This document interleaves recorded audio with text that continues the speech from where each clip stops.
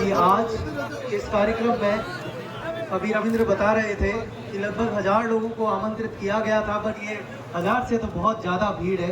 तो सबसे पहले रविंद्र आपको इस बात की बधाई कि कम से कम इसी बहाने ही सही 36 कौम को एक जाजम पर लेकर तो आए।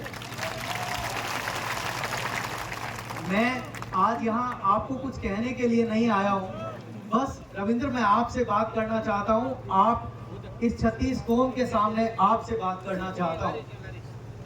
पॉलिटिकल बात मेरे मुंह से करता हुआ मैं अच्छा नहीं लगूंगा। मैं नेता नहीं हूँ, मुझे नेताओं की तरह भाषण देना नहीं आता। लगभग 2 बजे के आसपास जब मैं आया तो एक बहुत ही ओजस्वी वक्ता अपना भाषण दे रहे थे।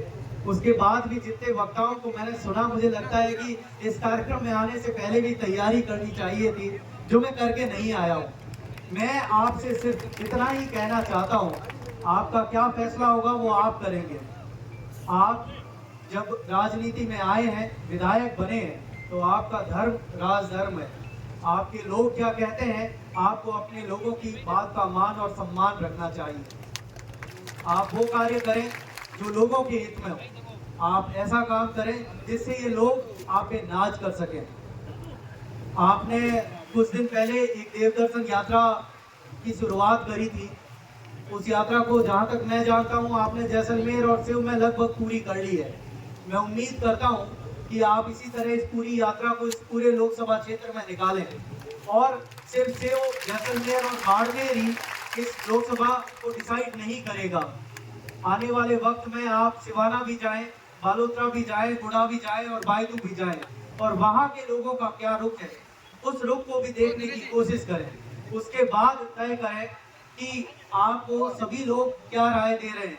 यदि लोग आपके साथ खड़े हैं तो जो लोग चाहते हैं आप वो कार्य करें। मेरे या किसी के बहकावे में आप मत आए। मैं ये इसलिए कह रहा हूँ क्योंकि कर्नल मानवेंद्र सिंह जी आज से पहले यदि भाई जसवंत सिंह साहब की बात करें तो 2014 में इसी तरह की एक सार्वजनिक मीटिंग का पार्ट होने का मौका मुझे भी मिला था। पर 2014 के बाद में क्या हालात बने वो किसी से छुपे नहीं है। तो मैं आप सब लोगों से भी यही दरख्वास्त करूंगा कि रविंद्र एक ऐसा पौधा है जिसे पानी देने की जरूरत है। तो यदि आप सच में इसके साथ हैं तो तन मन और धन से इसके साथ रहिएगा। कम से कम झूठ मत बोलिएगा, इसे किसी तरह की बरगलाने की कोशिश मत करिएगा। या यदि आप सच में इसे वोट देना चाहते हैं तभी इसे आके कहिएगा, वरना कम से कम झूठ बात मत करिएगा। यदि सच से मन से आप साथ में हैं तभी बात करिएगा। रविंद्र आपको मेरी ये सलाह है कि आप सिव, जैसलमेर और बाड़मेर से बाहर निकलकर सभी विधानसभाओं में जाएं। वहां लोगों का क्या रुख है उसके बाद, क्योंकि अब आप विधायक भी बन चुके हैं। मैंने विधानसभा नहीं देखी, मैंने सांसद नहीं देखा, तो मुझे लगता है कि आप वो सही इंसान हैं जो फैसला कर पाएंगे कि आपके भविष्य के लिए, हमारे 36 कौम के भविष्य के लिए क्या उपयुक्त है।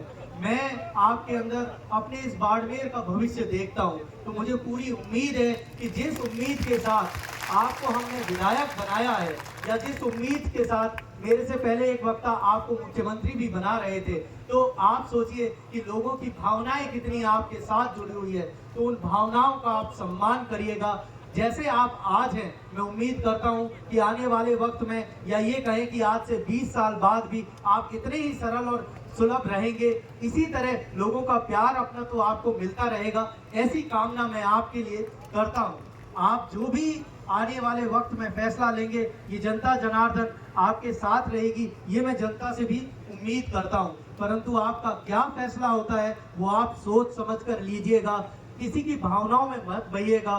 पूरे लोकसभा क्षेत्र में घूमिएगा। हर इंसान का वोट उतना ही महत्व रखता है, चाहे वो सिव का रहने वाला हो या सिवाना का। तो आप सब लोगों की भावनाओं की कदर करिएगा और उसी हिसाब से अपना फैसला लीजिएगा। मैं जब आज यहाँ से बोल रहा हूँ तो मैं जानता हूँ कि यहाँ बैठे हुए बहुत सारे लोगों को मेरी बात समझ में नहीं आ रही, या जो मैं कहना चाह रहा हूँ वो समझने की कोशिश नहीं करना चाहते। परंतु मैं आपके अंदर अपना भविष्य देखता हूँ, इस मालानी का भविष्य देखता हूँ, इस बाड़मेर और जैसलमेर की धरा का भविष्य देखता हूँ। तब मैं ये चाहता हूँ कि आप वो करें जो राजधर्म है, आप वो करें जो यहाँ की जनता चाहती है। परंतु उससे पहले पूरी स्टडी करिएगा, सब क्षेत्रों में लोगों से मिलिएगा, जो लोग कहें आप लोगों के साथ खड़े रहिएगा, और इसी सरलता से आप सब लोगों अब जैसे कि बहुत देर भी हो चुकी है और मेरा भाषण यहाँ मेरे को लगता है कि बहुत ज़्यादा देने की कोई मतलब नहीं है। मुझे जो आपसे कहना था मैंने बहुत स्पष्ट रूप से आपसे कहा है, आप जो भी फैसला लेंगे ये जनता आपके साथ रहेगी, पर हम आपके उस फैसले का इंतजार करेंगे। सोच समझ के फैसला लीजिएगा। 2014 को हम भूले नहीं हैं। हम किसी भी तरीके से इस छोटे से पौधे के रूप में जिस रविंद्र सिंह को हमने जन्म दिया है, इस जनता ने जिसे जन्म दिया है, उस पौधे को हम उखाड़ के नहीं फेंकना चाहते। हम चाहते हैं कि वो पौधा एक दिन पेड़ बने, तो वो पेड़ बनने की कोशिश करिएगा। आप सभी ने मुझे इतने इत्मीनान से सुना, इसके लिए मैं आप लोगों का तहे दिल से आभार प्रकट करता हूँ। क्योंकि कहते हैं ना कि रविंद्र के ऊपर एक टैग लगा दिया गया है कि भाई ये राजपूत जाति से आता है, तो इसके परिवार की तरफ से, क्योंकि रविंद्र का उद्बोधन आखिरी उद्बोधन होगा, तो आप 36 कौम के लोग जो यहाँ इस बैठक में आए हैं, पूरे परिवार की तरफ से आप लोगों का यहाँ पधारने के लिए मैं पहले ही आभार प्रकट करता हूँ। जय हिंद, जय भारत। बहुत बहुत